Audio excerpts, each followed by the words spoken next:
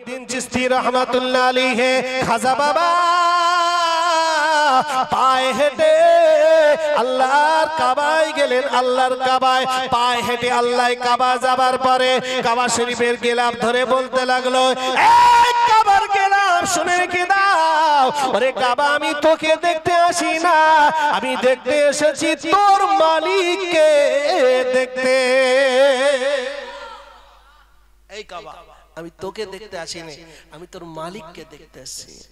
হযরত খাজা গরিবে নওয়াজ বাবা আজমিরি রহমাতুল্লাহ আলাইহি হুজুর আমার আল্লাহ পাকের দিদার করলেন। সুবহানাল্লাহ বলেন। আল্লাহ পাকের দিদার করলেন, অনেক কথাবার্তা হলো বাবা। ও ছেলেরা বাচ্চারা শোনো, হযরত খাজা গরিবে নওয়াজ মক্কা শরীফের কাজ সমাধা করে হাজরে আসওয়াদে গেলেন, আপনার কিনা সাফা মারওয়া সাই করলেন, মিনায় গেলেন, মুজদালিফায় গেলেন, হাজরে আসওয়াদে চুম্মা খেলেন। চুম্মা খাওয়ার পরে আল্লাহ পাকের ওলি খাজা গরিবে নওয়াজ হুজুর আমার এবারে পায়ে হেঁটে নয়, পায়ে হেঁটে না, আমার নবী পাকের দরবারে যাবে। 495 কিলোমিটার রাস্তা, 495 কিলোমিটার রাস্তা কাবা থেকে মদিনা, মক্কা থেকে মদিনা। ও নওজওয়ানেরা ওই 495 কিলোমিটার রাস্তা হুজুর আমার গড়িয়ে গড়িয়ে গড়িয়ে গড়িয়ে গড়িয়ে গড়িয়ে গড়িয়ে গড়িয়ে 495 কিলোমিটার রাস্তা মক্কা থেকে মদিনা শরীফে চলে গেলে। মদিনা শরীফে যাবার পরে আল্লাহ রসুলের মাজার মুকাদ্দাসের দিকে তাকিয়ে আল্লাহ রসুলের রওজাকে খেয়াল করে বলতে লাগলেন, এ নবী পাকের রওজা, আমি তোকে দেখতে আসি না, আমি দেখতে এসেছি আমার বিশ্ব নবীকে, আমি খাজা বাবা দেখতে এসেছি। পায়ে হেঁটে গেছে মক্কায়, আর মক্কা থেকে 495 কিলোমিটার রাস্তা মদিনা, গড়িয়ে গড়িয়ে। কি গো বাবা, গড়িয়ে গড়িয়ে মানে এই দেহ গড়িয়ে গড়িয়ে গড়িয়ে গড়িয়ে 495 কিলোমিটার রাস্তা গিয়েছে। গায়ের ছাল চামড়া ছেড়বে না, ছেড়বে না, কথা বলেন, ছিঁড়ে গিয়েছে, জর্জরি হয়ে গিয়েছে। আল্লাহ রসুলের দরবারে গিয়েছে, আল্লাহ রসুল বুকে জড়িয়ে ধরেছে, জোরে বলেন সুবহানাল্লাহ। আল্লাহ নবী দিন ও দুনিয়ার বাদশা খাজা গরিবে নওয়াজকে বললেন, ও বাবা মঈনুদ্দিন,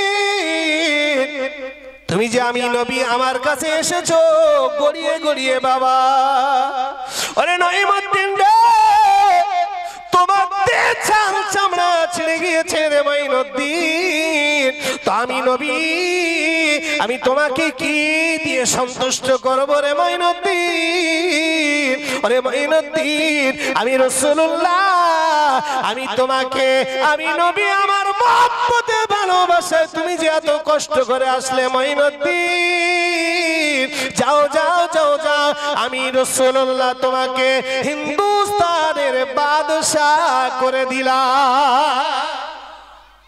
মঈনুদ্দিন, আমি তোমাকে কি দেবো রে মঈনুদ্দিন, যাও, আমি তোমাকে হিন্দুস্তানের বাদশাহ করে দিলাম। সুবহানাল্লাহ বলে। আল্লাহ পাকের নবীর কথা নিয়ে ও নওজওয়ানেরা, যুবকেরা, খাজা গরিবে নওয়াজ হুজুর আমার এবারে নবী পাকের কথা শুনে হিন্দুস্তানের জমিনে চলে আসলেন। হিন্দুস্তানের জমিনে এসে বাবা ওই যে আনা সাগরের পাশে, আনা সাগর দেখেছেন? আমি গত 2 তারিখে আজমির শরীফের মেন গেটে, 2 তারিখে, এই গত জানুয়ারি, আজকে 6, এখান থেকে 4 দিন আগে 2 তারিখে আমি ফ্লাইটে আজমিরে গিয়েছিলাম। আজমিরে জিয়ারত করতে, তো তবে আমি জলসার মাহফিলে গিয়েছিলাম। আজমির শরীফের একেবারে মেন গেটে আমার হুগলি জেলার অনেক ভাইরা সোনার কারবার করে, কথা বুঝছেন? তো গত বছরে গিয়েছিলাম, এবছর আপনাদের দোয়ায় গিয়েছিলাম 1-2 দিনের জন্য, কথা বুঝছেন? আনা সাগরটা দেখলাম, খাজা বাবার রওজা জিয়ারত করলাম, লক্ষ লক্ষ মানুষ বাবা, দেখলে জান জুড়িয়ে যাবে, জোরে বলবেন না সুবহানাল্লাহ। তো সেই খাজা বাবা অনেক কথা আমরা তো জানি, পিতৃরাজের সেই ঘোড়া তুলে দিয়েছিল, ঘোড়ার জায়গা খাজা বাবা বসেছিল বলে আমরা জানি। আনা সাগর থেকে পানি আনতে ওযু করতে গিয়েছিল, অনেক ইতিহাস, আমি ওটা বলছি না, আমার মূল যেটা বক্তব্য আমি এতদূর বলার জন্য এসেছি। তো খাজা বাবার হাতে হাত দিয়ে ভারতের মানুষেরা 90 লক্ষ মানুষ খাজা বাবার হাত ধরে ইসলাম ধর্ম গ্রহণ করেছিল, মুসলমান হয়েছিল। জোরে বলেন সুবহানাল্লাহ। এ বাবা, আমি খাজা বাবার জীবনী বলছি না, খাজা বাবা জীবনী বলছি না, একটু শুনুন তো। খাজা বাবা যখন 90 লক্ষ কাফেরকে যখন ইমানদার করলো, ইমানদার করার পরে এবারে খাজা বাবা বাড়ি গেছে। এই শুনবেন, খাজা হুজুর খাজা আজমিরি রহমাতুল্লাহ আলাইহি মায়ের কাছে গিয়ে খুব আনন্দিত। মা মা কার কাছে? আরে সন্তান একটা ভালো কাজ করলে কে খুশি হয়? কে খুশি হয়? আর সন্তান কাঁদলে কাঁদে কেডা? কথা বলেন। বউ বউ শুধু লোভার ধান্দা, ও যত দিতে পারবে তত খুশি। দাও না গালি চলবে। কথা বললেন, মরতে পারো না, খালি হাতে ড্যাং ড্যাং করতে করতে বাড়ি আসো। কথা বলে তো মায়ের কাছে গেছে, মা ও মা, আমি খাজা গরিবে নওয়াজ, আমি 90 লক্ষ কাফেরকে আমি মুসলমান করেছি। জোরে বলেন সুবহানাল্লাহ। আল্লাহ পাকের ওলি হিন্দের ওলি খাজা গরিবে নওয়াজ। ও নওজওয়ানেরা, ভুল আমাকে বুঝবেন না। খাজা গরিবে নওয়াজ আজমিরি রহমাতুল্লাহ আলাইহি মায়ের কাছে বলল, মা আমি 90 লক্ষ কাফেরকে মুসলমান করেছি।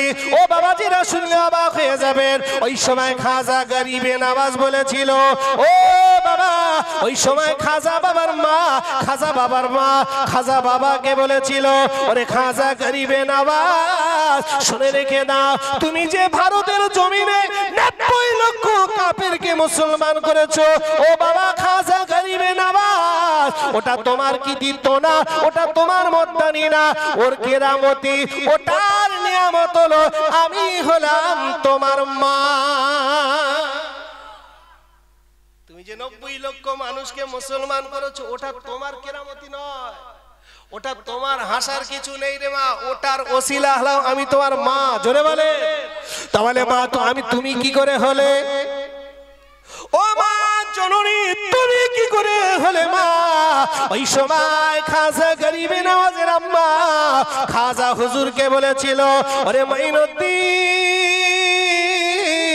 আমি তোমার মা, তুমি যখন আমার পেটে ছিলে বাবা, ওরে মাইনুদ্দিন রে, আমি তোমার পেটে নিয়ে আমি কোনদিন আমি তোমার মা আমি এক ওয়াক্ত নামাজ কাজা করি না গো মাইনুদ্দিন। ওরে মাইনুদ্দিন রে, আমি তোমাকে পেটে নিয়ে আমি তাহাজ্জুদের নামাজ পড়েছি। ওরে মাইনুদ্দিন, আমি তোমার মা, আমি তাহাজ্জুদের নামাজ পড়ে কেঁদেছি বাবা, আমি তোমার জন্য কেঁদেছি গো বাবা। ওরে মাইনুদ্দিন রে, আমি কোনদিন আমি তোমাকে পেটে নিয়ে আল্লাহর কোরআন পড়েছি, আমি তোমাকে পেটে নিয়ে আমি কোনদিন আমার পেটটা আমি বেগানা কোনো পর পুরুষকে দেখাইনি মাইনুদ্দিন। ওরে মাইনুদ্দিন, তুমি ভূমিষ্ঠ হলে, ভূমিষ্ঠ হবার পরে ও বাবা মাইনুদ্দিন, আমি তোমার মা, তোমাকে দুধ খাইয়েছি, আমার স্তনে দুধ তুমি খেয়েছো। ও বাবা মাইনুদ্দিন, আমি তোমার মা, না না না না, বিনা ওযুতে আমি তোমার আমার স্তনে দুধ আমি তোমাকে খাওয়াইনি। আমি যতবার তোমাকে আমার বুকের তাজা দুধ খাইয়েছি, আমার স্তনটা তোমার মুখে দিয়েছি রে বাবা মাইনুদ্দিন, আমি তোমার মা, আমি কোনোদিন বিনা ওযু ছাড়া দুধ পান করাইনি। ওরে মাইনুদ্দিন রে, আমি তোমার মা, আজ আমি তোমার জন্য কত দোয়া করেছি। আল্লাহ আল্লাহ, তুমি আমার ছেলেকে এই জামানার বাদশা করে দাও, এই জামানার বড় ওলি করে দাও। ও বাবা মাইনুদ্দিন, আমার নবী বলেছে, মা জননী যদি দোয়া চায় বন্দুকের গুলি মিস হবে, তো মায়ের দোয়া মিস হবে না। বলবেন না মোহাব্বতে হবে না? নারে তাকবীর, নারে তাকবীর। মা যেমন আর আমার গামা পেটে বাচ্চা হেল্লায় দুলছে আর বলছে, পাড়ার লোকে কয় আমার ভূতে ধরেছে। কথা বললেন না? মাইনুদ্দিনের মা বলছে, আমার পেটের বাচ্চাকে নিয়ে আমি কোনোদিন হাটে বাজারে যাই না। বেপর্দায় চলাফেরা করিনি, মা ভালো হো, মা ভালো তো সন্তান ভালো। জোরে বলবেন না, চিল্লে হবে না, মহাপতে হবে। আবাদান ইমানদারেরা, সোনার মানিকেরা, নওজোয়ানেরা, যুবকেরা, আর একজন মায়ের কথা বলি। ওই মাটা হলো হযরতে বড় পীর সাহেবের আম্মা, যার নাম ছিল উম্মুল খায়ের ফাতেমা। উম্মুল খায়ের ফাতেমা। ও নওজোয়ানেরা, যুবকেরা, তরুণ বন্ধুরা, ভুল আমাকে বুঝবেন না। বড় পীর সাহেবের আব্বা জানের নাম ছিল হযরতে আবু সালেহ মুসা জঙ্গি হুজুর আমার। ও নওজোয়ানেরা, স্বামী স্ত্রী এক জায়গায় হয়েছে, বাসর ঘর করবে। স্বামী আর স্ত্রী এক জায়গায়, নতুন বিয়ে হয়েছে, বাসর ঘর করবে। বড় পীর সাহেবের আব্বা আর আম্মা ওরা এক জায়গায়, স্বামী স্ত্রী বাসর ঘর করবে।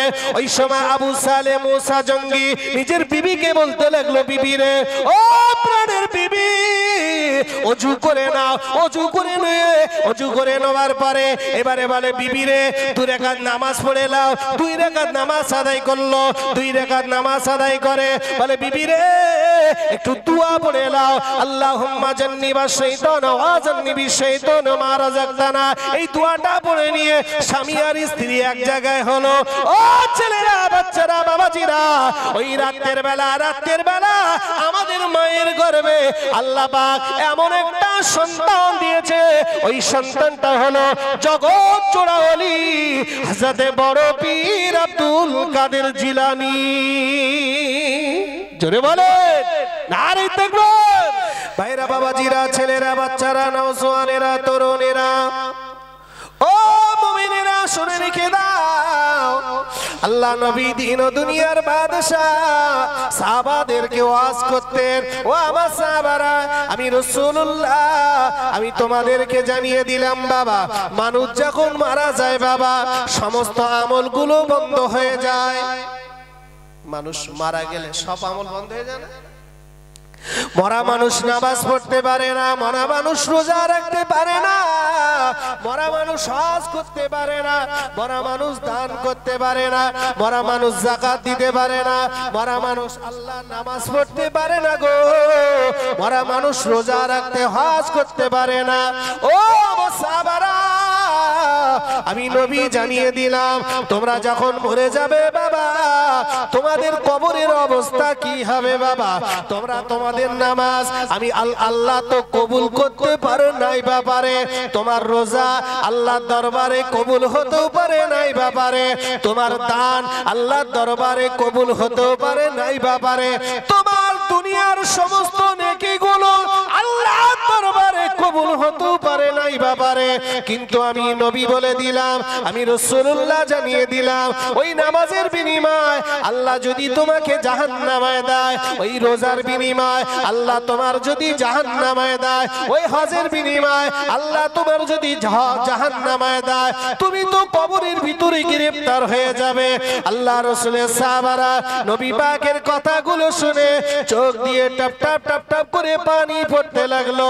ইয়া রাসূলুল্লাহ, হাবিবাল্লাহ, হুজুর তাহলে কি আমরা কবরে নাজাত পাবো না? আল্লাহ নবী বলে, ও সাহাবারা, আমি নবী বলে দিলাম, হ্যাঁ হ্যাঁ হ্যাঁ, পৃথিবীর জমিনে আমি নবী বলে দিলাম, এমন একটা কাজ করো, এমন কিছু কাজ তুমি করে যাও। আল্লাহ নবী বলেছেন, ওই কাজের বিনিময়, ওই আমলটার বিনিময় আমার আল্লাহ পাক তোমার কবরে যাবার পরে আমার আল্লাহ তোমার কবরে নেকি দিতে থাকবে। সাহাবায়ে কেরামের আল্লাহ নবীকে বলতে লাগলো, ইয়া রাসূলুল্লাহ, হাবিবাল্লাহ, হুজুর আমাদেরকে একটু ক্লিয়ার করে বলো, হুজুর আমাদেরকে একটু পরিষ্কার করে বলেন। আল্লাহ নবী বলে, ও আমার সাহাবারা, আমি নবী বলে দিলাম, মানুষ যখন মারা যায় সমস্ত আমলগুলো বন্ধ হয়ে যায়, ইল্লা মিন সালাসাতিন, ইল্লা মিন জারিয়াতিন, ইল্লা মিন জারিয়াতিন আও ইলমুন ইয়ানতাফাউ বিহি আও ওয়ালাদুন সালিহুন ইয়াদউ লাহু। আল্লাহ নবী বলেছেন, ও আমার সাহাবারা, তুমি যে নামাজ পড়েছো, ওই নামাজের বিনিময় তুমি কবরে নেকি পেতেও পারো নাও পারো। তুমি রোজা রেখেছো, ওই রোজার বিনিময় তুমি নেকি পেতেও পারো নাই বা পারো, কারণ তোমার নামাজ যদি আল্লাহ কবুল করে তবেই তো নেকি পাবে।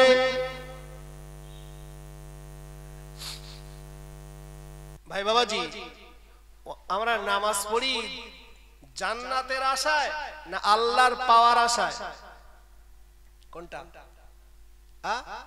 মানুষ ইবাদত করে দেখবেন সবকিছু জান্নাতের আশায় করে।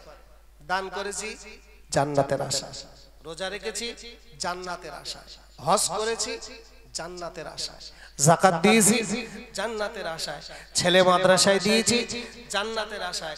এক কথায় পৃথিবীতে যা কিছু ইবাদত বান্দিগি করেছি সবকিছুর মূলে কি গো? জান্নাত। সবকিছুর মূলে কি? জান্নাত। আরে ভাই একটু আমাকে বোঝাবেন, আপনারা জ্ঞানী গুণী শিক্ষিত মানুষ, আমি সময় বেশি পাবো না, আপনাদেরকে বুঝিয়ে বলতেও পারবো না জি। তবে আমার আলোচনা শেষ পর্যন্ত আশা করে শুনলে কিছু একটু পাওয়া যাবে ইনশাআল্লাহ। শোনেন, আমি আপনাদের কাছে যেটা বলছি, বিশ্বাস করুন, নামাজ পড়ে যদি জান্নাত পাওয়া যেত তাহলে ইবলিস তো জান্নাতুল ফেরদাউস পেত। কথা বলছেন না? ইবলিস, জি ইবলিস শয়তান, হ্যাঁ গো, ও কি কম নামাজ পড়েছে? আমরা আর কয় রাকাত নামাজ পড়ি জি জি। ইবলিস এতটাই ইবাদত করেছে, এতটাই সিজদা দিয়েছে, ইবলিস জিন থেকে আল্লাহ তাকে ফেরেশতা বানালো।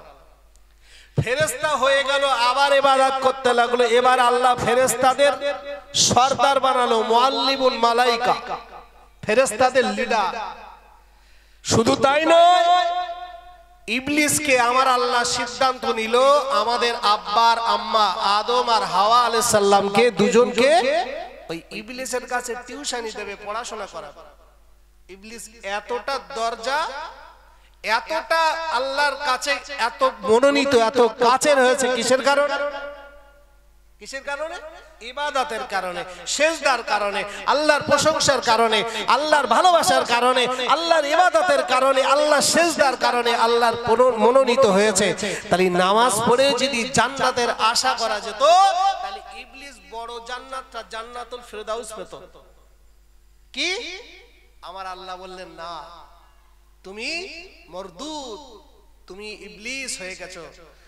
ও ব্যাখ্যাটা আলাদা। আমি এটা বলতে চাচ্ছি, নামাজটা পড়েন, ইবাদতটা করেন আল্লাহর সন্তুষ্টর আশায়। জোরে বলেন সুবহানাল্লাহ। আল্লাহ পাকের একজন ওলি হযরত বড় পীর আব্দুল কাদের জিলানী রাহমাতুল্লাহ আলাইহি, উনি একদিন আল্লাহ পাক ওনাকে ডাকছে, আব্দুল কাদের, আমি আল্লাহ তোমার কাছে একটা দাবি করব। কি আল্লাহ? আচ্ছা আব্দুল কাদের, তুমি যে নামাজ কালাম পড়ো, ইবাদত বান্দিগি করো, তোমার এই নামাজ কালামের বিনিময়ে আমি আল্লাহ তোমার জাহান্নামায় দেব, তোমার কি কোনো আপত্তি আছে?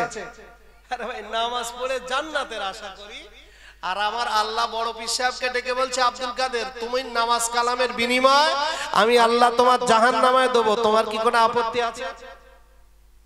তা বড় পীর আব্দুল কাদের জিলানী আমার আল্লাহকে বলছে, আল্লাহ আল্লাহ না, আমার কোনো আপত্তি নেই। আল্লাহ আপনি আমাকে জাহান্নামায় দেন, আমি রাত জেগে তাহাজ্জুদের নামাজ পড়েছি, আওয়াবিল পড়েছি, চাস্তের নামাজ পড়েছি, সালাতুত তাওবা পড়েছি, জি কোন নামাজ আমার বাকি নেই, কোন রোজা আমার বাকি নেই, জি। আমি বড় পীর আব্দুল কাদের জিলানী, যদি ওই তাহাজ্জুদের নামাজের ওসিলায় যদি তুমি জাহান্নামায় দাও আল্লাহ, আমার কোনো আপত্তি নেই।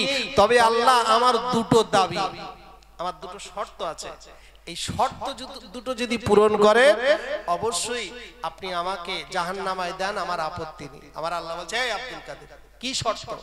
তুমি পুড়ে যাবে, তোমাকে জাহান্নামায় দেবো, তা আবার শর্ত বর্ত কি? তা বলছে, আল্লাহ আমার এক নম্বর শর্ত হলো, আল্লাহ বিশ্বাস করুন, আল্লাহ আমি নামাজ পড়েছি জান্নাতের আশায় না।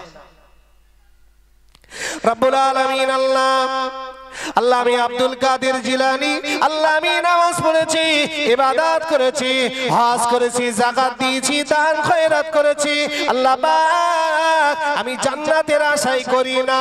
ও রব্বুল আলামিন আল্লাহ, আল্লাহ আমি ইবাদত বান্দিগি করেছি, রাত জেগে জেগে জেগে জেগে তাহাজ্জুদের নামাজ পড়েছি, আবির নামাজ পড়েছি, চাস্তের নামাজ পড়েছি, সালাতুত তাওবার নামাজ পড়েছি, বিভিন্ন নামাজ কালাম পড়েছি। আল্লাহ ও রব্বুল আলামিন, আলামিন আল্লাহ পাক, আল্লাহ আমি আপনার সন্তুষ্টর আশায় পড়েছি আল্লাহ, আপনাকে খুশি করার আশায় আল্লাহ, আপনার রিজামন্দি হাসিল করার উদ্দেশ্যে ও রব্বুল আলামিন আল্লাহ, আল্লাহ আমি আব্দুল কাদের, আমার শর্ত হলো আল্লাহ, আল্লাহ আমার ওই ইবাদতে আপনাকে খুশি হতে হবে। আমার আপনি খুশি তো? আমি নামাজটা পড়েছি খুশি তো? আল্লাহ খুশি হয়ে যদি আমাকে জাহান্নামে দেন আমার কোনো আপত্তি নেই। আবার আল্লাহ বললেন আব্দুল কাদের আর একটা দাবি কি? আরেকটা দাবি কি? ওই সময় আব্দুল কাদের জিলানী বললেন ও রব্বুল আলামিন আল্লাহ পাক, আল্লাহ আমি আব্দুল কাদের, আল্লাহ আপনি আমাকে জাহান্নামে দেবেন, জাহান্নামের আগুনে আমি পুড়ব, জাহান্নামের আগুনে আমি জ্বলবো, জাহান্নামের আগুনে পুড়ে ছাই হব, জাহান্নামের আগুনে পুড়ে সিয়া হয়ে যাব, জাহান্নামের আগুনে আমি পুড়ব, পুড়ে পুড়ে পুড়ে পুড়ে কয়লা হয়ে যাব। ও রব্বুল আলামিন আল্লাহ পাক, আল্লাহ এই জাহান্নামের আগুনে আমি আব্দুল কাদের যখন আমাকে পোড়াবেন আমি পুড়ে যাব, পুড়তে পুড়তে পুড়তে পুড়তে আল্লাহ মাঝে মাঝে মাঝে মাঝে মাঝে মাঝে মাঝে মাঝে আল্লাহ পাক আমি যেন আপনার দিদার টুকু পাই। পোড়াবেন, পুড়িয়ে আল্লাহ আমি যেন আপনার দিদার টুকু পাই। সুবহানাল্লাহ বলে। আমার আল্লাহ বলছে আব্দুল কাদের তুই পুড়িয়ে যাবি, ছাই হয়ে যাবি, তুই ভস্ম হয়ে যাবি, শেষ হয়ে যাবি, আবার আমি আল্লাহ আমার দিদার পেয়ে লাভ কি? আমি আল্লাহ আমার দিদার পেয়ে লাভ কি? ভাই এই প্রসঙ্গে আর একটা কথা বলে নেই, আপনাকে বোঝাতে সুবিধা হবে। আমার নবী 1 তারিখে আম্মাজান ফাতেমার বাড়িতে গিয়েছে, বোঝার আছে, ফাতেমার বাড়িতে গিয়েছে, মা ফাতেমা রুটি বানাচ্ছে, রুটি রুটি রুটি। আল্লাহ রাসূল বলছে মা ওই অবস্থা মনে রেখে দেবে, ওই জায়গাটা রেখেছি তো ওই জায়গাটা ধরিয়ে দেবো, একটু মনে রেখে। তো মা বলছে মা কি করছো? তাহলে আব্বা রুটি বানাচ্ছে। আচ্ছা ফাতেমা দাঁড়াও, তোমার একটু সহযোগিতা করি। রাসূল সহযোগিতা করলেন। আল্লাহ রাসূল বলছে মা কিছু আটা রেখে দাও, কিছু আটা, এই আটাগুলো দুটো রুটি হবে, এই রুটি দুটো আমার ইমাম হাসান আর হুসাইনকে তুমি দেবে, আর ওই রুটি দুটো আমি রাসূলুল্লাহ নিজে হাতে বানাবো। সূরা বলেন সুবহানাল্লাহ। তো রুটি রাখলেন, আল্লাহ নবী মা ফাতেমাকে বলতে লাগলো ও মা ফাতেমা, ও নবী নন্দিনী ফাতেমা, আমি তোমার আব্বা বলছি মা ওই রুটি দুটো আমি রাসূলুল্লাহ তোমার পিড়ে নেব না, তোমার বেলুন নেব না, তোমার পিড়ে নেব না, তোমার বেলুন নেব না মা, ওই রুটি দুটো আমি রাসূলুল্লাহ নিজে হাতে বানাবো, আমি নবী নিজে হাতে বানাবো, নিজে হাতে বানিয়ে আর তুমি চুলাতে সেকবে, ছাকার পরে এই রুটি দুটো আমার ইমাম হাসান আর হুসাইনকে তুমি খাওয়াবে। আল্লাহ রাসূল হাতে হাতে করে হাতে হাতে হাতে হাতে রুটি গুলে বানিয়েছে। ও বাবাজিরা খেয়াল করবেন বাবা, আম্মাজান ফাতেমা একটা রুটি নিয়ে যেই চুলায় দিয়েছে সঙ্গে সঙ্গে ওই চুলাটা তপ করে ঠান্ডা হয়ে গেল। মা ফাতেমা লজ্জায় পড়ে গেল, মা ফাতেমার কষ্ট হলো, আমার আব্বা রুটি বানিয়েছে, ওই রুটি দুটো আমি ফাতেমা চুলায় ছেকে আমার ইমাম হাসান আর হুসাইনকে খাবো, কিন্তু চুলার আগুনটা নিভে দিবে গেল। মা ফাতেমা আবার চুলাটা ধরালো, আবার চুলানো ধরার পরে আবার রুটি দিয়েছে।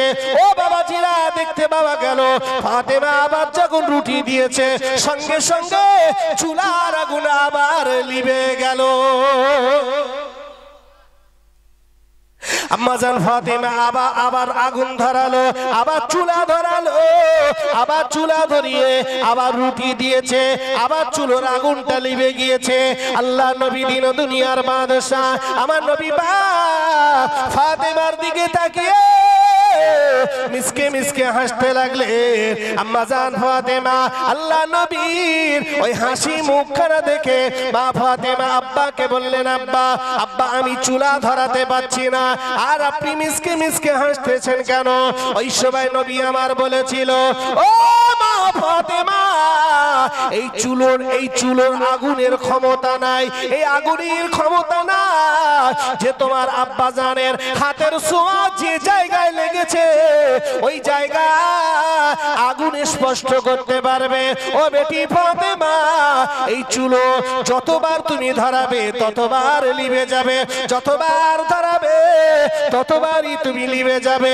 ও মা ফাতেমা, আমি তোমার আব্বা বলছি মা, দুনিয়ার আগুন তো দূরের কথা, এই রুটি দুটো, এই পিঠে দুটো, রুটি দুটো নিয়ে আল্লাহ পাকের আযাবে জাহান্নামে যদি ফেলে দাও, এই রুটি দুটো আল্লাহ পাকের আযাবে জাহান্নামে যদি ফেলে দাও, আমি তোমার আব্বা বলছি মা, ওই আযাবে জাহান্নামের আগুন পর্যন্ত নিভে যাবে। দুনিয়ার আগুন তো দূরের কথা, এই রুটি দুটো যদি আযাবে জাহান্নামে ফেলে দেওয়া হয়, জি আমি তোমার আব্বা বলছি জাহান্নামের আগুনের ক্ষমতা নেই, এই রুটি দুটো পুড়িয়ে দেবে, জাহান্নামের আগুন পর্যন্ত নিভে যাবে। জোরে বলে বড় পীর আব্দুল কাদের জিলানী বলছে, আল্লাহ আমি জাহান্নামায় পুড়ব, আর মাঝে মাঝে আল্লাহ আপনি আমাকে দিদার দেবেন। আবার আল্লাহ বললেন, আব্দুল কাদের, ও বাবা আব্দুল কাদের, জাহান্নামের আগুনে তুমি পড়বে, আর পড়তে পড়তে আমি আল্লাহ আমার দিদারটুকু পেয়ে তোমার কি লাভ হবে? ও বাবাজিরা খেয়াল করবেন, আলোচনা বোঝার চেষ্টা করবেন। ওই সময় বড় পীর আব্দুল কাদের জিলানী বলেছিল, ও রব্বুল আলামিন আল্লাহ পাক, আল্লাহ আপনার একটা নবী ছিল, ওই নবীটার নাম হলো হযরত ইউসুফ আলাইহিস সালাম। নবী ইউসুফকে আবার আল্লাহ পাক এতটা রূপ দিয়েছে, নবী ইউসুফ আলাইহিস সালামকে আমার আল্লাহ এতটা রূপ দিয়েছিল বাবা, এত সুন্দর নকশা দিয়েছিল, নবী ইউসুফকে দেখে মিশরের মেয়েরা তারা পাগল হয়ে যেত, মিশরের মেয়েরা দিওয়ানা হয়ে যেত। বিবি জুলাইখা উনিও পাগল হয়ে গিয়েছিল। ও বাবাজিরা, আল্লাহ পাকের নবী ইউসুফ আলাইহিস সালামকে বিবি জুলাইখা এক তারিখে মিশরের যুবতী মহিলাদেরকে দাওয়াত করলেন। দাওয়াত করার পরে মহিলাদেরকে একটা লাইন করে বসতে দিলেন। বসতে দেওয়ার পরে প্রত্যেকের হাতে একটা করে আপেল দিলেন। আপেল দেওয়ার পরে একটা পাত্র দিলেন, থাল দিলেন বাবা। ও নওজোয়ানেরা, যুবকেরা, আলোচনা বোঝার চেষ্টা করুন বাবা। আর প্রত্যেকের হাতে একটা ধারালো করে অস্ত্র দিয়েছে, ছুরি দিয়েছে বাবা। ও বাবাজিরা, আর ঠিক ওই মুহূর্তে বিবি জুলাইখা ইউসুফ নবীকে বললেন, ও নবী ইউসুফ, ওই যুবতী মহিলাদের সম্মুখ দিয়ে তুমি হেঁটে চলে যাও। নবী ইউসুফ আলাইহিস সালাম বিবি জুলাইখার কথা শুনে মিশরের মেয়েদের সম্মুখ দিয়ে হাঁটতে লাগলো। আর মিশরের মেয়েরা নবী ইউসুফকে দেখে এত দিওয়ানা হয়ে গেল, এত সুন্দর ছেলে, এত সুন্দর নাক নকশা। ঠিক ওই মুহূর্তে বিবি জুলাইখা মিশরের মেয়েদেরকে বললেন, এ মিশরের যুবকেরা, যুবতীরা, এই মিশরের নারীরা, এবারে তোমরা তোমাদের আপেলটা কাটতে থাকো, তোমরা এবারে নাস্তা শুরু করো। বিবি জুলাইখার কথা শুনে ওই মিশরের যুবতীরা ওরা আপেল কাটতে লাগলো বাবা। আর চোখটা ইউসুফ নবীর দিকে তাকিয়ে আছে, ইউসুফ নবীর দিকে তাকিয়ে আছে, এদিকে আপেল কাটতে লাগলো। আপেল কাটতে কাটতে কাটতে কাটতে বাবা, কোন মেয়ের আঙুল তুফালি করে দিয়েছে, কোন মেয়ের হাত কেটে গিয়েছে, রক্ত ফিসকিরি দিয়ে বার হয়, এত রক্ত পরিমাণ বার হয়ে যায়, এত রক্ত বার হয়, এত রক্ত বার হয়। মিশরের মেয়েরা না না না না, ওদের চোখটা ইউসুফ নবীর দিকে তাকিয়ে, ইউসুফ নবীর দিকে তাকিয়ে আছে। আর ওদের রক্ত বার হয়ে যায়। এতটুকু জ্বালা যন্ত্রণা, এতটুকু উহা করলো না, জ্বালা যন্ত্রণা করলো না, উহা করলো না। ভাইরা বাবাজিরা, ওই সময় বড় পীর আব্দুল কাদের জিলানী বলছে, ও রব্বুল আলামিন আল্লাহ পাক, আল্লাহ আপনার একটা নবী হয়ে ওই নবীর দিকে তাকিয়ে মিশরের মেয়েরা তারা যদি আঙুল কাটতে পারে, তারা এমনি করে মিশরের মেয়েরা যদি হাত কেটে দিতে পারে জ্বালা যন্ত্রণা না হয়। আল্লাহ আপনি হলেন খালেক মালিক। আল্লাহ পাক ওই জাহান্নামের আগুনের ক্ষমতা নাই, জাহান্নামের আগুনের ক্ষমতা নাই।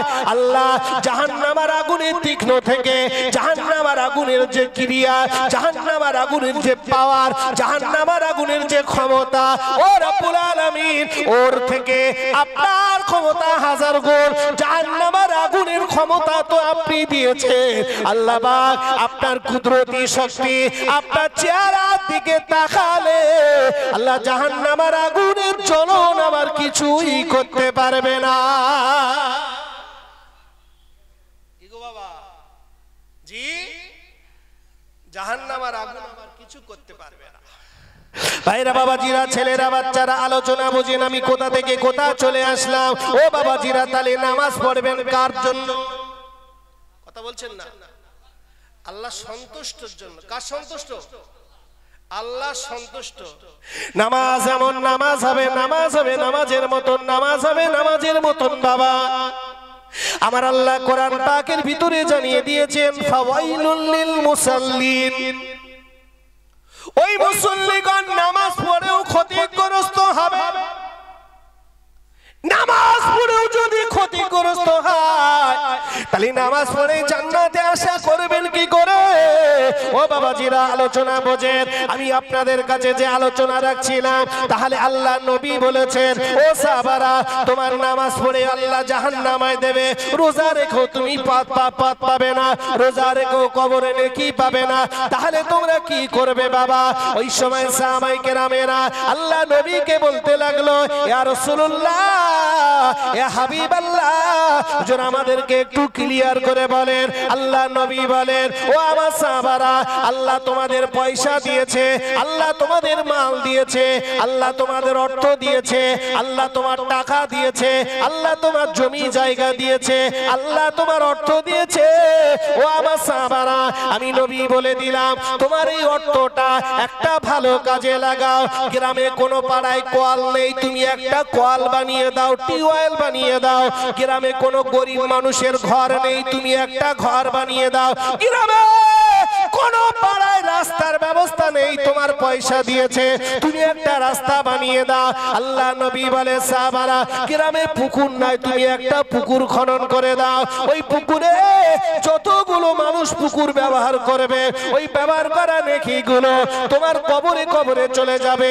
আল্লাহ নবী বলেছেন, তুমি যখন একটা রাস্তা বানিয়ে দেবে, ওই রাস্তায় নামাজি চলবে, বেনামাজি চলবে, ওই রাস্তায় হিন্দু মুসলমান আল্লাহ পাকের যত সৃষ্টি জীব আছে, ওই সৃষ্টি জীবগুলো ওই রাস্তা দিয়ে চলাফেরা করবে। আল্লাহ নবী বলেছেন, ওই রাস্তা দিয়ে যখন চলবে, ও মনে মনে আনন্দিত হবে, আর ওর মনে আনন্দিত হলে আমার আল্লাহ আনন্দিত হবে গো। আর আমার আল্লাহ আনন্দিত হলে আমার আল্লাহ ওই রাস্তার বিনিময়ে আমার আল্লাহ তোমার কবরে নেকি দেবে। আমার আল্লাহ তোমার কবরে নেকি দেবে। আরে ভাই, নামাজ হলো ডিউটি। নামাজ কি আমাদের দৈনন্দিন খেতে হয় না? ভাত খেতে হয় না? দুপুরে খেতে হয় তো? ভাত না খেলে বাঁচতে পারবেন? কথা বলেন না? দৈনন্দিন যেমন ভাত খেতে হয়, ঠিক নামাজ হলো একজন মুসলমানের ডিউটি, করতেই হবে। কিন্তু তুমি যে একজন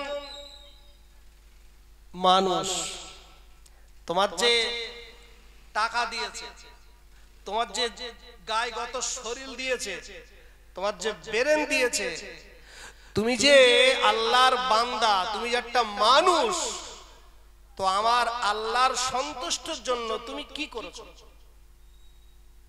তুমি কি করেছো? আল্লাহ এটা তোমাকে ধরবে, তোমাকে ধরবে, তোমাকে আমার আল্লাহ ধরবে। নামাজ, রোজা, হজ, যাকাত এগুলো ডিউটি, এগুলো করতেই হবে, এগুলো করতে হবে। কিন্তু ব্যক্তিগতভাবে তুমি যে একটা মানুষ, তুমি জাতির জন্য, দশের জন্য, দেশের জন্য, সমাজের জন্য, প্রতিষ্ঠানের জন্য, ইসলামের জন্য, শরিয়াতের জন্য তুমি কি করেছো? তুমি কি করেছো? জবর। একটা কথা বুঝবেন, আমি একজন হাফেজ মাওলানা, আমি বাকায়দা একজন হাফেজ মাওলানা। তো আমি যদি মরে যাই, ভালো করে বুঝবেন কথাটা, এই ওয়াজ আসলে কথা বলেন না, আমি যদি মরে যাই তা আমার এই কোরআনটাও তো মরে যাবে, যাবে না? কথা বলছেন না? আমি যদি মরে যাই, আমি যে নামাজ পড়ি আমার নামাজটাও তো মরে যাবে, আমি যে রোজা রাখি আমার এই রোজাটাও মরে যাবে। তার মানে আপনারা বুঝতে পারছেন না, একটু বোঝাই। আরে ভাই, আমার তো বা কোরআনটা যদি আমি কাউকে না শেখাই, কাউকে যদি না শিখিয়ে যাই, তা আমি মরে যাব, সাথে সাথে কোরআনও মরে যাবে, আমি মরে যাব, সাথে সাথে ধর্ম মরে যাবে। তাহলে আমার উচিত হবে আমার ভিতরে যেটা আছে সেটা একজনকে শিখিয়ে যাওয়া, দিয়ে যাওয়া, আর এর নাম হলো সাদকায়ে জারিয়া। জোরে বলেন সুবহানাল্লাহ। কথা বুঝলেন না? তাহলে আপনি নামাজ শিখেছেন, আপনার ছেলেকে শেখাতে পারেন, তাহলে আপনি কবরে নিয়ে গেছেন। আপনি কোরআন জানেন, আপনার ছেলেকে কোরআন শেখাতে পারলেন, আপনি কোরআনটা কবরে নিয়ে চলে গেছেন। এটা আপনার দায়িত্ব ছিল যে আমার ছেলেটাকে মানুষ করব। নওজওয়ানেরা, যুবকেরা, তরুণেরা, মুমিন মুসলমানেরা, ও বাবাজিরা, খেয়াল করে শুনবেন, আলোচনা বোঝার চেষ্টা করেন। আল্লাহ নবী দিন ও দুনিয়ার বাদশা বিশ্ব নবী সাহাবাদেরকে বললেন, ও আমার সাহাবারা, আমি নবী বলে দিলাম, আল্লাহ তোমার লক্ষ লক্ষ টাকার মালিক করেছে বাবা। আমার আল্লাহ তোমাকে হাজার হাজার টাকার মালিক করেছো। ও আমার সাহাবারা, ওই টাকাটা তুমি কোন কাজে লাগিয়েছো? মুসলমান ঘরের ছেলেদের টাকা হলে নাইট বারে চলে যায়, তাই না? বারবার ওইসব ইয়ং ছেলে পিলে এখন বোঝে, এইসব মুরব্বীরা বুঝবে না, মুরব্বীরা বুঝবে না। এদের টাকা হলে নাইট বারে চলে যায়, কাম বারে চলে যায়, হাজার হাজার টাকা উড়িয়ে দিয়ে আসে। আরে গোলাম হোসেন, তুমি শুনে রেখে দাও, তোমার এই টাকার আমার আল্লাহ হিসাব নেবে। আল্লাহ নবী বলেছেন, ও আমার সাহাবারা, আমি নবী বলে দিলাম, তোমার পরিবারে তোমরা 5 জন ফ্যামিলি, ওই পরিবারে তোমাদের 2 কেজি মাংস হলো 1.5 কেজি মাংস হলে চলে যায়, 1.5 কেজি মাংস হলে চলে যায়। আমার দিকে তাকান, তোমার ফ্যামিলিতে 5 জন মানুষ, তোমরা ওই 5 জনের ফ্যামিলির তোমার 1.5 কেজি গোশত হলে চলে যায়। তুমি বাহাদুরি করে তুমি 3 কেজি গোশত নিয়েছো। আল্লাহ নবী বলেছেন, ও আমার সাহাবারা, ওই 1.5 কেজি গোশত তুমি যে এক্সট্রা নিয়েছো, এর জন্য আমার আল্লাহর কাছে হিসাব দেওয়া লাগবে। কথা বললেন না? আপনি পেটে খেয়েছেন, আপনি পেটে খেয়েছেন। আপনি বলুন, আপনার জীবনে 2 হাত দিয়ে কত টাকা আয় করেছেন, কত টাকা ইনকাম করেছেন, আর আপনি মাদ্রাসায় দিয়েছেন ক টাকা? তোমার এই টাকাগুলো হালাল খাতে গিয়েছে ক টাকা? তোমার এই টাকাগুলো কটা গ্রামের সমাজের কাজে লেগেছে? তোমার টাকাটা কটা ভালো কাজে লেগেছে? মসজিদের কোটোর পয়সায় গিয়েছে, কোটোর ভিতরে তোমার টাকাটা কত গিয়েছে? তুমি মাসে ইনকাম করো 50,000, কেউ বা করে 30,000, জি তোমার সংসারে 10,000 লাগছে, ঠিক আছে লাগুক, ওটা প্রয়োজন আছে, কিন্তু বাকি 20,000 টাকা তুমি খেয়ে ফেলেছো আর হেগে ফেলেছো। অথচ আরো 5,000 টাকা, 10,000 টাকা তুমি ফুর্তি করেছো, তুমি চায়ের দোকানে বসে, তুমি বন্ধু বান্ধব নিয়ে তুমি এখানে ওখানে ঘোরাফেরা করেছো। অথচ তোমার এলাকার মাদ্রাসাটা কানা হয়ে যাচ্ছে। তোমার এলাকার মাদ্রাসায় উচিত ছিল তোমার কিছু দোয়া, তোমার মসজিদে কিছু দোয়া তোমার দায়িত্ব ছিল। বিশ্বাস করুন, তুমি যে মাসে 30,000 টাকা ইনকাম করেছো, ওরও হিসাব কোথায় ব্যয় করেছো নেবে। হ্যাঁ, তুমি খেয়েছো, তুমি সংসার করেছো। ওই যে বলেছি তোমার 1.5 কেজি গোশত লাগবে, তুমি বাহাদুরি করে 3 কেজি লেছো, তুমি বাহাদুরি করে 3 কেজি লেছো। ওই 3 কেজি লোয়ার জন্য আমার আল্লাহ হিসাব নেবে। বলো কেন 3 কেজি নিলে? অপচয়, অপচয় বেকার। আর অপচয়কারী শয়তানের ভাই। ইন্নাল মুবাজ্জিরিনা কানু ইখওয়ানা শায়াতিন, নিশ্চয়ই অপচয়কারী হলো শয়তানের ভাই। আব্বাজান ইমানদারেরা, ছেলেরা, বাচ্চারা, মুরব্বিয়ানেরা, নওজোয়ানেরা, তরুণেরা, সময় আমি বেশি পাবো না বাবা। ও মুরব্বিয়ানেরা শোনেন, আল্লাহ পাকের নবী বলেছেন, ও সাহাবারা তোমরা মাদ্রাসায় দান করো, মসজিদে দান করো। ওই মাদ্রাসায় দান করলে মাদ্রাসার ইলম শিক্ষা হবে, মাদ্রাসায় কোরআন শিক্ষা হবে, মাদ্রাসায় নামাজ শিক্ষা হবে। মাদ্রাসার ছেলেরা কোরআনের হাফেজ হবে, মাদ্রাসার ছেলেরা কোরআন পড়বে, ওরা হাদিস পড়বে, ওরা দুয়া কালাম শিখবে। একটা বাচ্চা হাফেজ হবে। আল্লাহ নবী বলেছেন, তোমার টাকা একটা ছেলে যদি হাফেজ হয়, ওই হাফেজের বিনিময় আমার আল্লাহ, ওই হাফেজের বিনিময় ও যখন কোরআন পড়বে, ও যখন নামাজ পড়বে, ওর তো নেকি হবে। আর ওর একটা নেকির পার্সেন্ট কষে আমার আল্লাহ তোমার কবরে নেকি দেবে, তোমার কবরে নেকি দেবে। আল্লাহ নবী সাহাবারা আল্লাহ নবীকে বলতে লাগলো, ইয়া রাসূলুল্লাহ, হাবিবাল্লাহ, হুজুর আমরা তো কিছুই পারবো না, হুজুর আমাদের দিন আনা দিন খাবা অত টাকা আমাদের নাই, মাদ্রাসা করতে পারবো না, অত টাকা আমাদের নাই, মসজিদ বানাতে পারবো না, অত টাকা আমাদের নাই, রাস্তা বানাতে পারবো না, টিউবওয়েল বানাতে পারবো না। আল্লাহ নবী বলে, ও আমার সামনে শোনো, আমি নবী, আমি হাবিবাল্লাহ জনাবে মুহাম্মদুর রাসূলুল্লাহ সাল্লাল্লাহু আলাইহি ওয়াসাল্লাম, আমি নবী তোমাদেরকে বলে দিলাম, আওয়ালাদুন সালিহুন ইয়াদউ লাহু। আল্লাহ নবী বলেছেন, ও আবা সাহাবারা শোনো, আল্লাহ পাক এই আমলটা প্রত্যেকটা মানুষের জন্য দিয়েছে। সাহাবায়ে কেরামেরা আল্লাহ নবীকে বলতে লাগলো, ইয়া রাসূলুল্লাহ, হাবিবাল্লাহ, হুজুর আমলটা কি? আল্লাহ নবী বলে, সাহাবারা তোমরা কিচ্ছু বানাতে হবে না, আল্লাহ পাক তোমাদের আওলাদ দিয়েছে, আল্লাহ পাক তোমাদের দুটো একটা ছেলে মেয়ে দিয়েছে, কারো বা দুটো ছেলে, কারো বা দুটো মেয়ে, কারো বা চারটে মেয়ে, কারো বা দুটো ছেলে, কারো বা একটা ছেলে একটা মেয়ে। আল্লাহ নবী বলেছেন, সাহাবারা তোমাদের এই সন্তানগুলোকে তোমরা মানুষের মতো মানুষ করো, তোমাদের সন্তানগুলোকে মাদ্রাসায় দাও, তোমাদের সন্তানগুলোকে কোরআন শেখাও, তোমাদের সন্তানগুলোকে নামাজ শেখাও, তোমাদের বাচ্চাগুলোকে কোরআন শেখাও, তোমাদের বাচ্চাগুলোকে দ্বীনের পথে দাও, তোমাদের বাচ্চাগুলোকে ইলম শিক্ষা দাও। আল্লাহ নবী বলেছেন, তালাবুল ইলমি ফরিদাতুন আলা কুল্লি মুসলিমিন ওয়া মুসলিমাত, প্রত্যেক নর নারীকে ইলম শিক্ষা করা হলো ফরজ, প্রত্যেক নর নারীর ইলম শিক্ষা করা ফরজ। আল্লাহ নবী বলেছেন, এ দুনিয়ার বাপগুলো শোনো, এ দুনিয়ার বাপগুলো শোনো, তুমি তোমার ছেলেকে যদি নামাজি বানিয়ে যদি কবরে চলে যেতে পারো, তোমার ছেলেকে যদি নামাজি বানাও, ও যেমন নামাজ পড়বে, ওই নামাজের একটা নেকি তুমি বাপ কবরে শুয়ে শুয়ে পাবে। তোমার ছেলেকে তুমি কোরআন শিক্ষা দিয়ে যেতে পারো, ওই বাচ্চাটা যখন কোরআন পড়বে, ওই কোরআনের একটা নেকি তুমি বাপ কবরে শুয়ে শুয়ে পাবে। ওই ছেলে যখন হজ করবে, ওই হজের একটা নেকি তুমি বাপ কবরে শুয়ে শুয়ে পাবে। আল্লাহ নবী বলেছেন, ও আমার সাহাবারা শুনে রেখে দাও, সন্তান যদি ভালো হয়, ওই ভালো ছেলের ওসিলায় বাপ তুমি কবরে শুয়ে শুয়ে নেকি পাবে। সন্তান ভালো হলি বাপ কবরে শুয়ে শুয়ে নেকি পাবে, এর নাম হলো আওয়ালাদুন সালিহুন ইয়াদউ লাহু। নেক সন্তান যদি দোয়া করে, নেক সন্তানের ওসিলায় পিতামাতার কবরের আযাব আমার আল্লাহ maaf করে দেয়। সুবহানাল্লাহ বলবেন না? মহব্বতে হবে না? পাশাপাশি আসে আল্লাহ নবী দিন ও দুনিয়ার বাদশা বিশ্ব নবী সোনার নবী আমার জানিয়ে দিয়েছেন, ও আমার সাহাবারা শুনে রেখে দাও, আমি নবী বলে দিলাম, বাকায়দা তোমার ছেলেকে যদি তুমি মাতাল বানাও, কি বানাবে? মাতাল।